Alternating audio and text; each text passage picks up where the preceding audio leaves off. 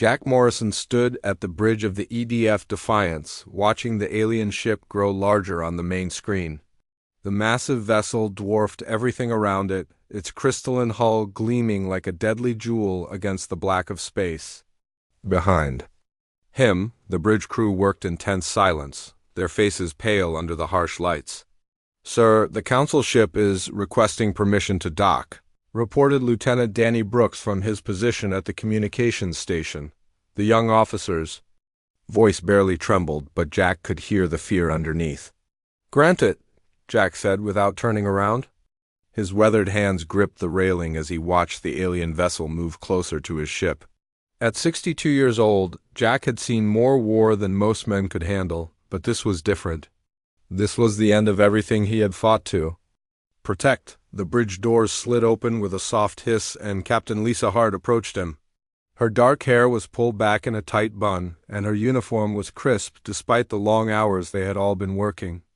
"Jack, we need to talk," she said quietly. Jack nodded toward his ready room, a small chamber just off the bridge. They walked inside, and the doors closed behind them. The room was simple, with a desk, 2 chairs, and a single window that looked out at Earth. The blue and white planet hung in space like a marble, beautiful and fragile.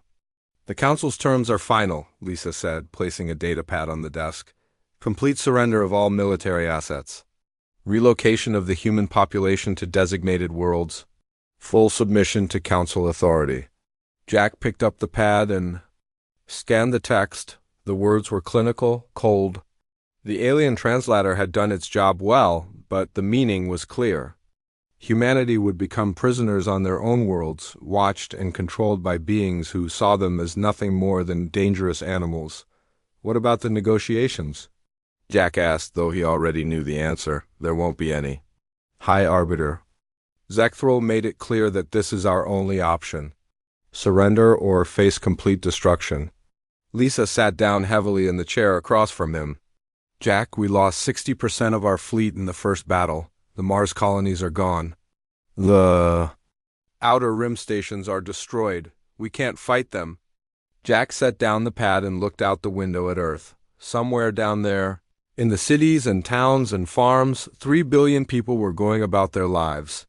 They had no idea that their future was being decided in a small room on a warship, orbiting their world. "How long do we have?" he asked. 24 hours to give them our answer. If we refuse, they'll begin the bombardment of Earth at exactly 0800 hours tomorrow." Jack was quiet for a long moment. The silence stretched between them, filled with the soft hum of the ship's engines and the distant sounds of the crew working. On the bridge, finally he spoke. "Tell me about the alien ambassador again," Lisa frowned. "Zecthril? He's the High Arbiter of the Council, the crystal being we've been dealing with." "Why?" "I want to understand how they think. What they value, what they fear." "Jack, they don't fear anything. They've conquered half the galaxy. They have weapons that can destroy entire planets. They're offering us a chance to live, which is more than they've given most species." Jack stood up and walked to the window. Earth turned slowly below them, the Terminator line moving across the continents like a shadow. He thought about his childhood in the ruins of Detroit after the water wars had torn the city apart. He remembered the gangs, the hunger, the constant fear. But he also remembered the people who had refused to give up, who had rebuilt their lives from nothing. "Get me a meeting with the senior staff," he said. 1 hour.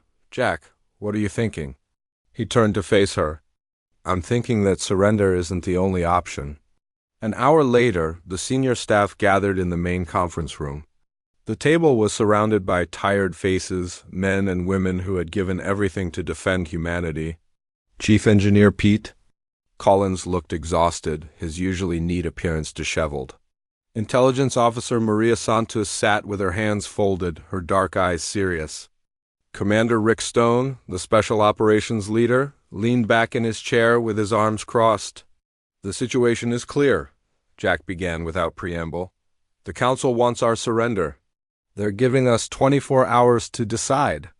"What's to decide?" Pete asked. "We can't fight them. Our ships are damaged, our crews are exhausted, and they outnumber us 50 to 1. The chief is right, Maria added. The intelligence reports show that the Council has reserves we haven't even seen yet. This is just their forward fleet, Jack nodded. You're both right. In a straight fight, we lose. But who says we have to fight fair? Rick Stone leaned forward. What do you have in mind? I've been thinking about the Council's psychology. They're arrogant. They see us as primitives who got lucky with technology. They think they understand US, but they don't. Understanding won't stop their weapons, Pete said. No, but it might give us an advantage. Jack activated the holographic display in the center of the table. An image of the Council ship appeared, slowly rotating. They want to study us, to understand what makes us tick. That's why they're offering surrender instead of just destroying us outright. They're offering surrender because they don't want to waste resources on a full extermination, Maria corrected. It's more efficient to relocate us than to hunt down every human in the galaxy. Maybe, but I think there's more to it than that. Jack paused the display. They're curious about us. We're the first species that's given them a real fight in centuries. They want to know how we did it. Lisa shifted in her seat. Jack, where is this going? I'm going to give them what they want. I'm going to let them study us. Jack's eyes moved around the table, meeting each person's gaze. But not in the way they expect. The room was quiet. Outside, the stars wheeled slowly past the windows, indifferent to the small drama playing out. In the conference room. Explain, Rick said finally. Jack smiled, but it wasn't a pleasant expression. I'm going to send them a gift. A single crate containing everything they need to understand humanity. Our technology, our culture, our history, our biology. Everything. That's surrender, Pete protested. You're giving them everything they need to control us. Am I? Jack asked. Or am I giving them something else entirely? Before anyone could answer, the communications system crackled to life. Admiral Morrison to the bridge. The Council ambassador is requesting an immediate audience. Jack stood up. It seems our guests are getting impatient. He looked around the table one more time. I'll handle the ambassador. The rest of you, prepare. For what comes next? What comes next? Lisa asked. The most important delivery in human history. Jack walked to the bridge with steady steps. The crew snapped to attention as he entered, but he waved them back to their duties. On the main screen, the Council ship loomed like a dark mountain against the stars. Open a channel, he ordered. The screen flickered, and suddenly they were looking at High Arbiter Zecthril. The being was tall and crystalline, its body made of what looked like living diamond. Light moved through its form in complex patterns, and when it spoke, its voice was like wind chimes in a storm. Admiral Morrison, the Council requires your answer. Jack looked at the alien being for a long moment. Behind that crystal face was a mind that had lived for thousands of years, that had seen the rise and fall of civilizations, that considered humanity to be nothing more than an interesting footnote in galactic history. Tell the Council, said slowly, that they will have my answer within 24 hours, but I want to deliver it personally. The patterns of light in Zechthral's body shifted, suggesting surprise. That is unusual. The Council does not typically receive personal visits from conquered species. We're not conquered yet, Jack replied. 24 hours, High Arbiter. I'll bring everything the Council needs to make their final decision about humanity. The screen went dark and Jack turned to face his crew. They were all watching him, waiting for orders, waiting for hope, waiting for a miracle. Danny, he said to his aide, prepare the package for delivery. And get me a shuttle. Ready? Looks like I'm going visiting. Jack Morrison walked through the corridors of the EDF Defiance, his footsteps echoing off the metal walls. The ship felt different now, quieter somehow, as if everyone aboard knew they were living through their final hours. He passed crew members, who nodded respectfully, but he could see the questions in their eyes. What was their admiral planning? What could possibly save them now? Deep in the ship's lower levels, Jack stopped at a security door marked with warning signs in 6 different languages. He placed his palm on the scanner, and the heavy door slid open with a soft hiss. The room beyond was small and sterile, with white walls and bright lights that hummed softly overhead. In the center of the room sat a single metallic crate, about the size of a large shipping container. It looked ordinary, unremarkable, like something you might find in any cargo hold. But Jack knew better. This simple box contained the most dangerous weapon humanity had ever created. Admiral. A woman's voice came from the shadows near the far wall.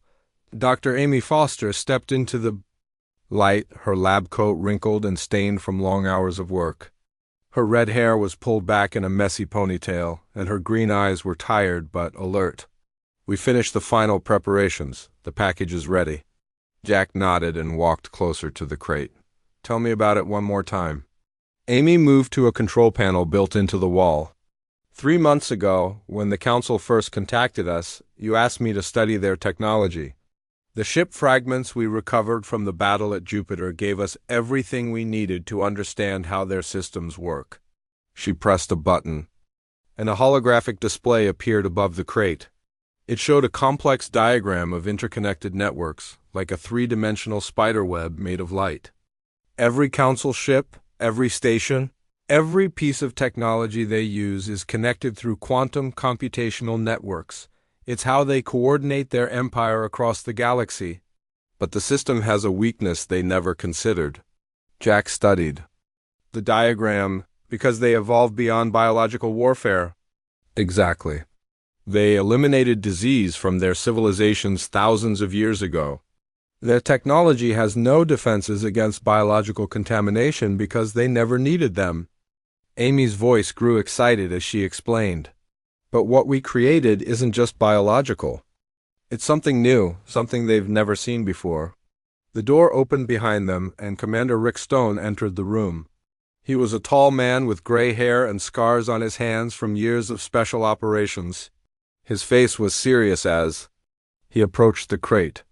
"The delivery team is ready," he said to Jack, "but I still think this is suicide. You're walking into the heart of their command ship with a weapon they might detect." "They won't detect it because they don't know what to look for," Amy said. "The pathogen we developed is unlike anything in their databases. It appears to be simple human bacteria, nothing more." Jack looked at both of them. "Tell me exactly what happens when they open this crate." Amy touched the control panel again and the diagram changed. Now it showed microscopic organisms moving through the light networks like tiny fish swimming upstream. The crate contained samples of human tissue, blood, and other biological materials, all infected with our modified pathogen. When they study these samples, the pathogen will be released into their laboratory systems. From there, it will spread through their quantum networks. And then what? The pathogen is designed to do two things. First, it will begin downloading their data and transmitting it back to our receivers. We'll know everything they know within hours. Second, it will begin altering their brain chemistry. Rick frowned. Altering it how? The Council species have evolved beyond emotion. They make decisions based on pure logic and efficiency. But the pathogen will begin to introduce human neural patterns into their systems. They'll start to feel things they haven't felt in millennia. Fear, anger, hope, curiosity, all the messy emotions that make humans human. Jack was quiet for a moment, thinking, "And you're certain this will work?" "The laboratory tests were successful. We tested it on captured Council technology, and the results were exactly what we predicted. The pathogen spread through their systems like wildfire, and the behavioral changes were immediate and dramatic. But we've never tested it on actual Council members," Rick pointed out. "No, but we've studied their biology extensively. Their neural structures are more complex than ours, but they operate on the same basic principles. The pathogen should affect them the same way it affects us." Jack walked around the crate slowly.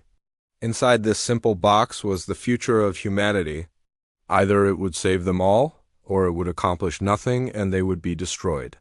There was no middle ground. "The cultural materials are in there too?" he asked. Amy nodded. "Books, music, art, historical records. Everything the Council would need to understand human culture. All of it infected with the pathogen. When they study, Our culture, they'll absorb more than just information. They'll begin to understand what it means to be human. And the technology? Schematics for our ships, our weapons, our computers. Again, all infected. The more they study us, the more the pathogen will spread through their systems. Jack stopped walking and faced them both. I need to know the risks. What happens if this doesn't work? Rick answered first. If it doesn't work, you die on their ship and humanity is destroyed 12 hours later. Nothing changes. But if it does work? Jack asked Amy. If it works, the council will begin to change. They'll start making decisions based on emotion instead of pure logic. Their empire will become unstable, and we'll have access to all their technology and strategic information. How long before we see results? Hours for the information downloads. Days for the behavioral changes to become noticeable. Weeks for the full transformation to take effect. Jack nodded slowly. And there's no way to reverse it? None. Once the pathogen is released, it will spread through their entire network. Every ship, every station, every council member will be affected eventually. The three of them stood in silence for a moment, looking at the crate. Such a simple thing to contain such enormous consequences. Sir, Rick said finally, I know you've made your decision, but I have to ask, are you sure about this? Once you deliver that crate, there's no going back. We'll be changing the council forever. Jack thought about his childhood in Detroit. The city had been destroyed in the water wars, reduced to rubble and ash. But the people who lived there had rebuilt it, stone by stone, because they refused to give up. They had faced impossible odds and found a way to survive. The council wants to put us in cages, he said quietly.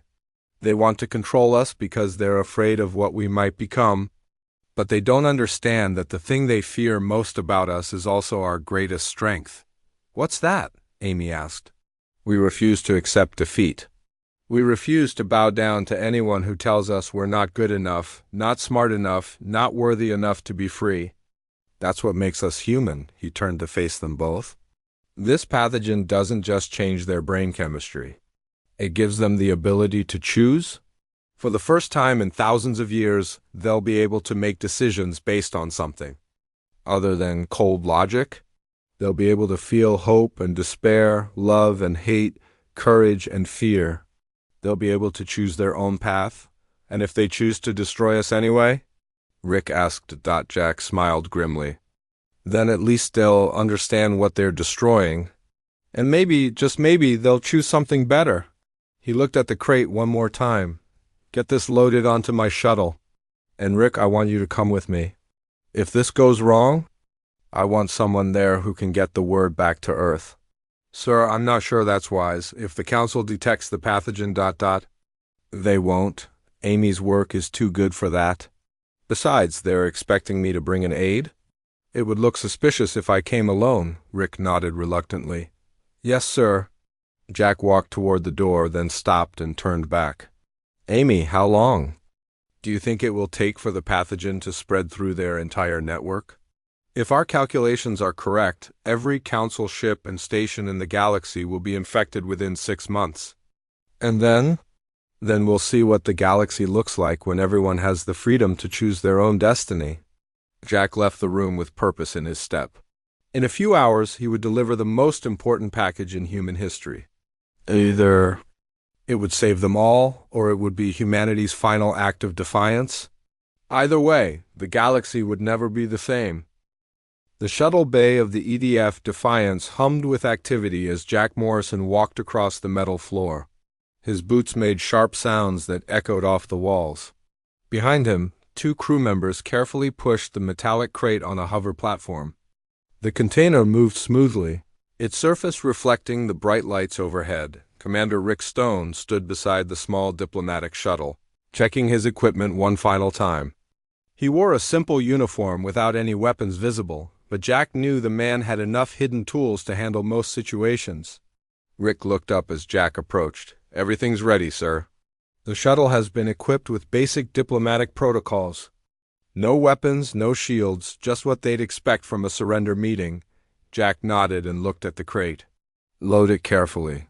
That's the most important cargo we've ever carried. The crew members guided the hover platform into the shuttle's small cargo bay. The crate fit perfectly, taking up most of the available space. Jack watched as they secured it with metal straps, making sure it wouldn't move during the flight. "Sir," one of the crew members said, "the council ship is signaling. They're ready to receive you." Jack took a deep breath. In a few minutes, he would be inside the most powerful warship in the galaxy, surrounded by beings who could destroy Earth with a single command. But he felt calm. This was what he had trained for his entire life. "Let's go," he said to Rick. The shuttle was small and cramped, with just enough room for 2 people and their cargo. Jack took the pilot's seat while Rick strapped himself in behind him.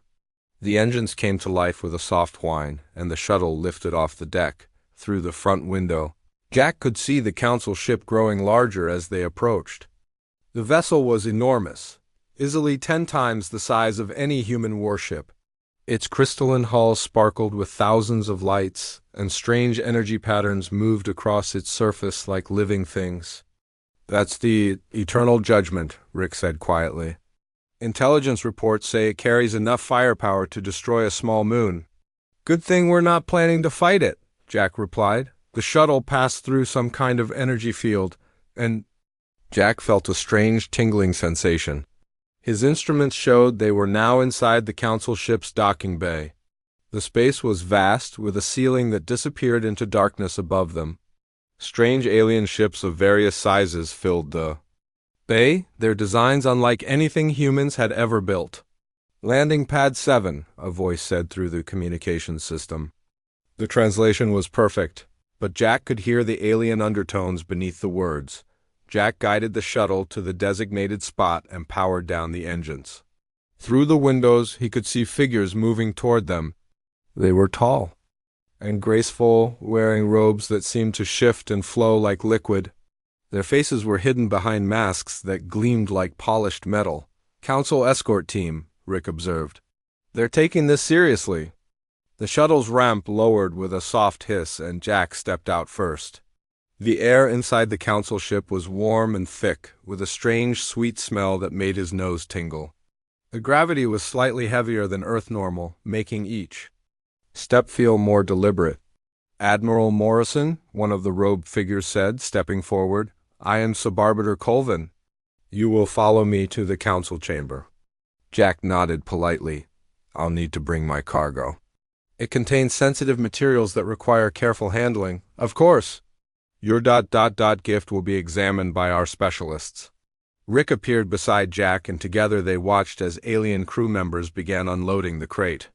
The beings moved with fluid precision, their technology making the heavy container seem weightless. Jack noticed that they handled it with the kind of care usually reserved for priceless artifacts. They walked through corridors that seemed to stretch forever. The walls were covered in patterns that hurt to look at directly, and the ceiling glowed with a soft blue light. Other beings passed them in the hallways, creatures of different shapes and sizes, all moving with purpose. 12 species in the council," Rick whispered. "We've identified most of them from our intelligence files." Jack saw silicon-based creatures that looked like living statues, energy beings that flickered like controlled lightning, and things that seemed to exist partially in normal space and partially somewhere else. All of them stopped to stare at the humans as they passed. Finally, they reached a massive chamber with a domed ceiling that showed the stars outside. The room was filled with beings from across the galaxy, all arranged in a circle around a central platform. At the far end sat High Arbiter Zecthril, the crystalline being Jack had spoken to earlier. "Admiral Morrison," Zectril's voice filled the chamber like wind chimes. "You have requested this audience to deliver your people's surrender." Jack stepped onto the central platform, feeling the weight of hundreds of alien eyes upon him. The crate was placed beside him, still sealed and innocent-looking. "Not surrender," Jack said clearly. "Understanding." The light patterns in Zectril's body shifted, suggesting surprise. "Explain." Jack looked around the chamber at the assembled beings. Some were clearly ancient, their forms showing the weight of millennia. Others seemed young by comparison, though he knew they were probably older than human civilization. All of them watched him with the detached interest of scientists studying a new specimen. "The Council has demanded that humanity submit to your authority," Jack began. "You believe we are primitives who stumbled into space technology too quickly. You think we are dangerous because we are unpredictable." "This is correct," Zekthral replied. "Your species has shown itself to be violent and chaotic. You wage war among yourselves even while facing extinction. This is not the behavior of a civilized race." "And yet we're here," Jack said. "Standing in your greatest warship, having fought you to a standstill despite being outnumbered 50 to 1. Have you asked yourself why?" A murmur ran through the chamber. Jack could hear the alien voices discussing his words in languages that sounded like music, like grinding stone, like electrical static. "Your point?" Zekthral asked. "Before you judge us, before you decide our fate, you should understand what you're dealing with. This crate contains everything you need to know about humanity, our technology, our culture, our history, our biology. Everything." Jack placed his hand on the crate. "Study us, learn what makes us tick. Understand why we fight, why we struggle, why we refuse to give up even when facing impossible odds. Then decide if you want to destroy us." A new voice spoke from the circle. It belonged to a creature that looked like a giant insect, its compound eyes glittering in the chamber's light. "Why would you give us such information?"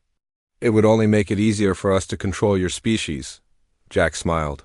"Because I believe that anyone who truly understands humanity won't want to control us. They'll want to learn from us."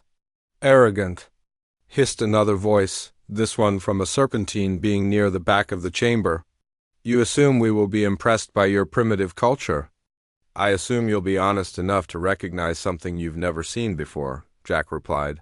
"We're not the most advanced species in the galaxy, we're not the oldest or the wisest, but we have something you've forgotten. And that is?" Zekthral asked. "The ability to choose hope over fear. To believe in something better even when everything seems lost. To fight for freedom even when victory seems impossible." Jack turned to face the assembled council members. "You've built a perfect empire. Efficient, logical, orderly. But you've forgotten what it means to dream of something better. You've forgotten what it means to take a risk for something you believe in." "Dreams are inefficient," stated a mechanical voice from a robot-like being. "Hope is a biological weakness." "We evolved beyond such limitations long ago, did you?" Jack asked. "Or did you just convince yourselves that survival was more important than living?" The chamber fell silent. Jack could feel the tension building as the council members processed his words. Finally, Zekthral spoke. "You offer us this information freely, knowing it may be used against your species?" "I offer it because I believe knowledge is better than ignorance, understanding is better than fear, and choice is better than control." Jack stepped back from the crate. "Inside this container is everything we are, our strengths and our weaknesses, our triumphs and our failures, our capacity for both creation and destruction. Study it all, learn from it. Then decide what kind of galaxy you want to live in." A new figure emerged from the circle of council members. This one was tall and graceful, with skin that seemed to be made of living light. "I am Dr. Valtar, Chief of Council Sciences. I accept your gift in the spirit it is offered." "Thank you," Jack said, "but I have one condition." The entire chamber seemed to hold its breath. Making demands in front of the council was unheard of. "What condition?" Zekthral asked, the patterns in his body shifting to show annoyance. "Give us 72 hours. Study what's in that crate, learn what you can, then make your decision about humanity's future. If you still believe we should be destroyed or controlled, we won't resist. But make that choice based on knowledge, not fear." The council members began talking among themselves, their voices creating a symphony of alien sounds. Jack stood quietly, waiting. Beside him, Rick remained perfectly still, ready for anything. Dr. Veltar stood in the council's main laboratory, watching as teams of scientists began their examination of the human crate. The container had been moved to a secure chamber deep within the Eternal Judgment, surrounded by the most advanced analysis equipment in the galaxy. Dozens of specialists from different council species worked around it, their instruments humming softly as they probed its contents. "Initial scans complete," reported a technician whose body seemed to be made of living crystal. "The container holds biological samples, technological schematics, and cultural artifacts. All appear to be authentic human materials." Veltar nodded, her form shifting from blue to a soft green color. As an energy being, she could process information faster than most council members, but even she was intrigued by what the humans had provided. "Begin detailed analysis. I want to understand everything about these creatures." The first samples to be examined were vials of human blood and tissue. Council scientists had studied human biology before, but never with samples this fresh and complete. They placed the materials into their quantum analyzers, machines that could break down substances to the molecular level and understand their every component. "Fascinating," murmured Dr. Kexahan, a silicon-based researcher whose body looked like a walking statue. "Their cellular structure is remarkably efficient. No wonder they survived on such a harsh world." What none of them noticed was that the moment the samples entered their systems, microscopic organisms began to spread. The pathogen Amy Foster had created was smaller than anything the Council had ever encountered, too small for their instruments to detect. It moved through their quantum networks like a whisper, copying itself endlessly as it traveled. Hours passed. The Council scientists worked with growing excitement as they discovered more about humanity. The technological schematics showed remarkable ingenuity, with solutions to problems the Council had solved differently thousands of years ago. The cultural materials revealed a species that created art, music, and literature with a passion the Council had forgotten existed. "Their approach to faster-than-light travel is crude but effective," noted Commander Rickstell, a military advisor whose form flickered between dimensions. "They achieve the same results as our systems, but with far less sophisticated equipment." "Look at this," Dr. Veltar called out, projecting a hologram of human music into the center of the laboratory. The sounds of a symphony filled the space, complex melodies that seemed to touch something deep in the listeners. "They create these patterns for no practical purpose. Pure expression of emotion." As they studied and discussed, the pathogen continued its silent work. It had already infected the laboratory's quantum network and was spreading to connected systems throughout the ship. The organisms began their primary function, downloading every piece of information they encountered and transmitting it to hidden human receivers on Earth.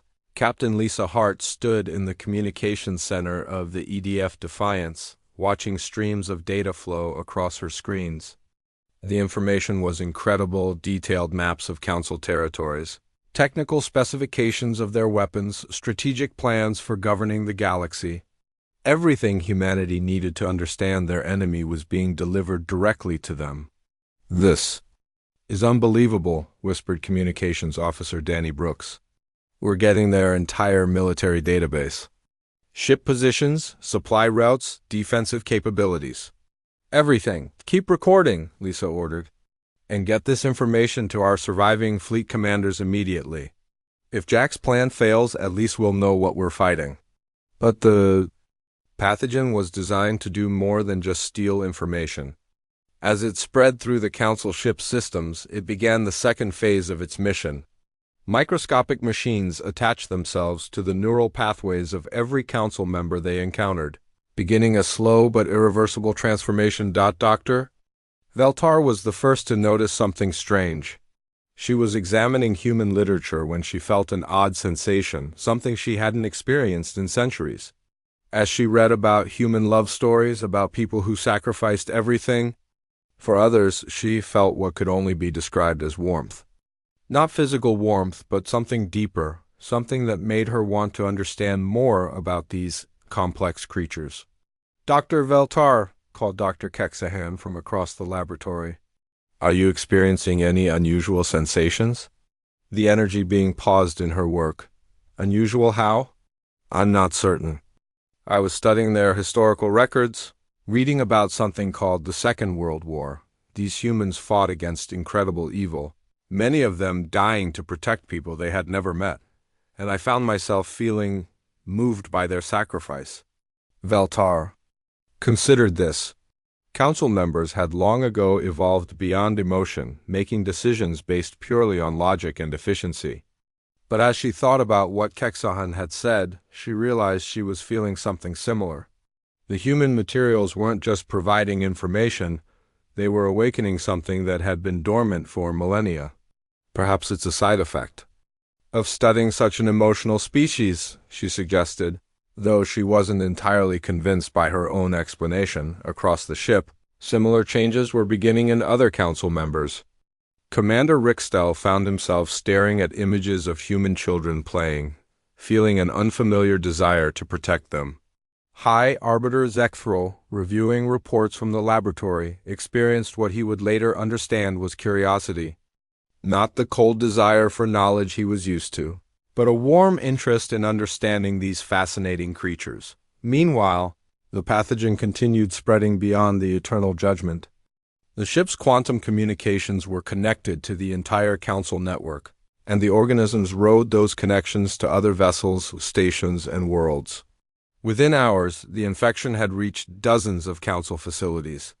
Within days, it would touch every corner of their empire, back on Earth. Jack Morrison stood in his quarters, looking out at the planet below. The 72 hours weren't up yet, but he could already see the results of his gamble. The data streaming in from the pathogen was beyond his wildest hopes. They now knew more about the Council than the aliens probably knew about themselves, but the real test was yet to come. The pathogen's effect on Council psychology would take time to manifest fully. The question was whether it would work fast enough to save humanity. A soft chime indicated someone at his door. "Come in," Jack called Dot Captain. Lisa Hart entered, carrying a datapad filled with intelligence reports. "The information keeps coming," she said. "We've identified 17 major Council weaknesses, 43 strategic targets, and enough political intelligence to understand their entire power structure. Any word from our people on other fronts?" Commander Rick Stone's team successfully liberated the prisoners from the Kepler station. They used the intelligence from the pathogen to avoid Council patrols and strike at exactly the right moment. All 47 humans are safe. Jack nodded. The pathogen was providing more than just information. It was giving them tactical advantages they had never dreamed possible. But he knew the real victory would come from something else entirely. What about the Council themselves? "Any changes in their behavior?" Lisa consulted her pad. "Our monitoring stations are picking up some interesting communications." There's more debate among Council members than usual. Some are questioning the decision to destroy Earth. Others are arguing for studying humanity further. Good, that means it's working. Jack, I have to ask, what happens if they overcome the pathogen's effects? What if they develop immunity? Jack was quiet for a moment. Then we fight with everything we have using the intelligence we've gained. But I don't think it will come to that. Why not? Because once you've felt hope, really felt it, it's impossible to go back to living without it. Once you've experienced the choice to be something better, you can't return to accepting what you were before. 3 days after the delivery, Doctor. Veltar stood before High Arbiter Zekthril in the Council's main chamber. Her form had taken on colors that hadn't been seen in her species for thousands of years, warm golds and deep purples that indicated emotional states her people had thought extinct. "Your report, Doctor," Zekthril said, though his own crystalline body showed unusual patterns of light. "The human materials have been thoroughly analyzed. Their technology is impressive but not threatening. Their culture is complex and fascinating. Their biology is resilient and adaptable." "And your recommendation?" Veltar hesitated. A week ago, she would have immediately recommended either destruction or strict control. But now, having experienced human emotions, having felt their capacity for growth and change, she found herself considering options that would have seemed impossible before. "I recommend we study them further. Not as subjects, but as potential allies. They have qualities we have lost, ways of thinking that might benefit the entire galaxy." Zekthril was silent for a long moment. The pathogen had been working on him. too, and he found himself agreeing with assessments that his logical mind told him were inefficient and illogical. Your recommendation is noted. I will consider it when making our final decision. As Veltar left the chamber, she didn't notice the small smile that crossed her energy-formed features. For the first time in centuries, she felt something she had thought was lost forever: hope. 6 months had passed since Jack Morrison delivered his crate to the Galactic Council. The galaxy had changed in ways no one could have predicted. Reports flooded in from across council space, telling stories that seemed impossible just a year before. Jack stood in the command center of the new Earth Defense Headquarters, reading the latest intelligence reports. The pathogen had spread far beyond anyone's expectations, reaching every corner of the Council's empire. What started as a simple biological weapon had become something much more powerful, a catalyst for transformation. "Sir," Lieutenant Danny Brooks called from his station, "we're receiving a priority transmission from the Vega system. The silicon-based colonies there have declared independence from the Council." Jack nodded without surprise. This was the 5th Declaration of Independence this week? The Council's rigid empire was fracturing as member species began to experience emotions they had forgotten for millennia. Fear, anger, hope, and curiosity were spreading through their populations like wildfire. "What's their reason?" Jack asked. "Same as the others. They say the Council has lost the right to rule without consent. They want to govern themselves, make their own choices about their future." Captain Lisa Hart approached with her own report. "The situation is getting more interesting. 3 Council fleets have refused orders to suppress the rebellions. Their commanders are saying they won't fire on beings who are only asking for freedom." Jack smiled grimly. The pathogen wasn't just changing individual minds, it was reshaping the entire political structure of the galaxy. Species that had been subjects for thousands of years were suddenly remembering what it meant to choose their own destiny. "Any word from the Council leadership?" "That's the most interesting part," Lisa said. "High Arbiter Zekthral has called for a galaxy-wide conference. He wants representatives from every species, including us, to discuss the future of galactic governance." "Including humans?"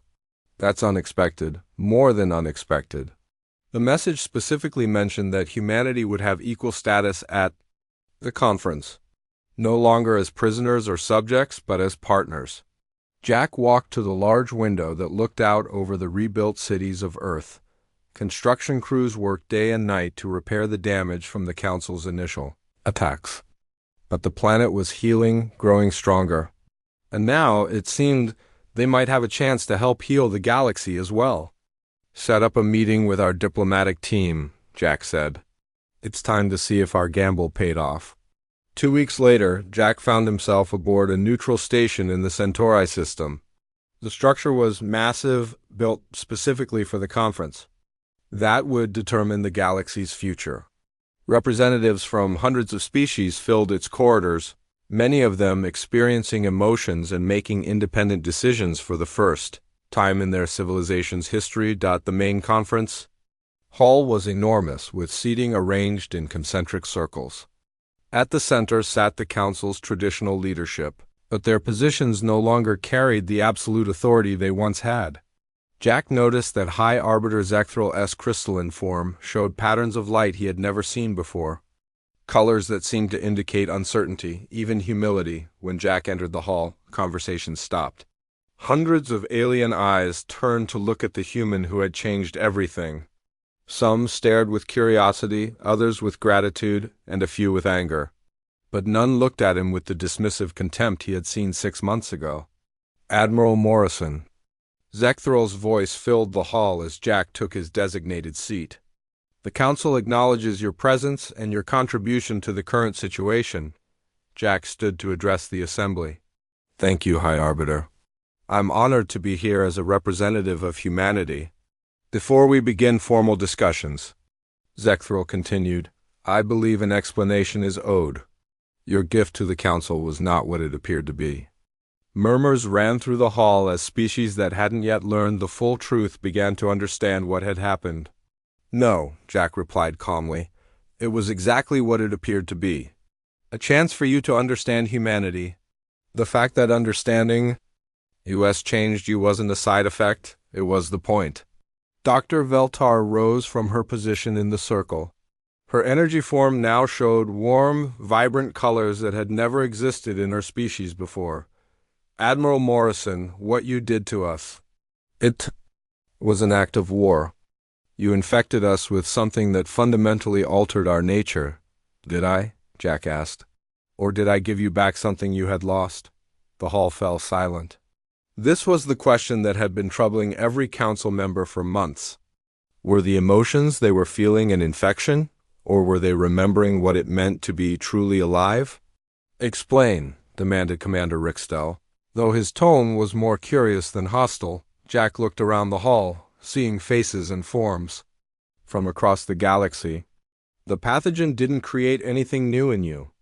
It just removed the barriers that prevented you from feeling what was already there. Every species in this room once experienced emotion, once made choices based on more than pure logic. You evolved beyond those feelings because you thought they made you weak. They do make us weak, protested a representative from the mechanical constructors. Emotion leads to poor decisions, inefficient resource allocation, unnecessary conflict. Does it? Jack asked. In the past 6 months, how many species have declared independence from the Council? 47, Zecthril answered. And how many of those declarations led to violence? The High Arbiter was quiet for a moment. 3. Most transitions have been peaceful. Compare that to the Council's history of expansion. How many species joined willingly versus how many were conquered? The silence stretched longer this time. Everyone in the hall knew the answer. The Council's empire had been built through force and maintained through fear. Your point is noted, Zecthril said finally. But the stability of the galaxy has been maintained for millennia under Council governance. Stability isn't the same as peace, Jack replied. And order isn't the same as justice. You created a galaxy where everyone followed the same rules, but no one chose those rules for themselves. A new voice spoke from the crowd. It belonged to a representative of the aquatic federations, a species that had been among the first to rebel. Admiral Morrison speaks truth. For 1,000 years we followed council directives because we had no choice. Now, for the first time, we can decide our own path. And look what you've chosen, added another voice, this one from the recently liberated mining collectives. We've increased production by 30% simply because our workers now take pride in their labor instead of doing only what's required. More voices joined in, representatives sharing stories of positive changes in their societies. Species were forming new alliances, creating art, exploring philosophy, and making scientific breakthroughs that pure logic had never achieved. Jack listened to the testimonies with growing satisfaction. This was what he had hoped for, but even he hadn't imagined the transformation would be so complete. The question before us, Zecthril said when the voices died down, is what comes next. The old order is clearly ending. We must decide what will replace it. That's simple, Jack said. Nothing replaces it. No single authority, no matter how wise or powerful, should govern the entire galaxy. Each species, each world, each community should have the right to govern itself. That will lead to chaos, protested a council traditionalist. Will it? Or will it lead to something better? A galaxy where cooperation is chosen rather than imposed, where diversity is celebrated rather than controlled, where each species can contribute their unique strengths to the whole. Dr. Veltar spoke again, her form now glowing with warm golden light. Admiral Morrison, I must ask you directly. Do you regret what you did to us? Jack considered the question carefully. I regret that it was necessary. I regret that we had to fight a war before we could have this conversation. But I don't regret giving you the choice to be something more than you were. And if we had chosen to remain as we were, then that would have been your choice to make. That's what freedom means, the right to choose, even if others disagree with your choice. The conference continued for days, with representatives from across the galaxy working to create new frameworks for interspecies cooperation. They established principles of mutual respect, voluntary association, and shared defense against external threats. The council would continue to exist, but as a forum for discussion rather than a governing authority. 3 years later, Jack Morrison stood in the Garden of New Geneva, the first joint human council colony. Children of a dozen different species played together in the sunlight, their laughter mixing in ways that created new harmonies. The pathogen had done its work completely, not just changing minds, but opening hearts across the galaxy. "Admiral," a familiar voice said behind him. Jack turned to see High Arbiter Zekthral approaching. The crystalline being's form now showed patterns of light that indicated contentment, even joy. "Just Jack now," he replied. "I retired from the military last month." "Then, Jack, I wanted to thank you personally for what you gave us."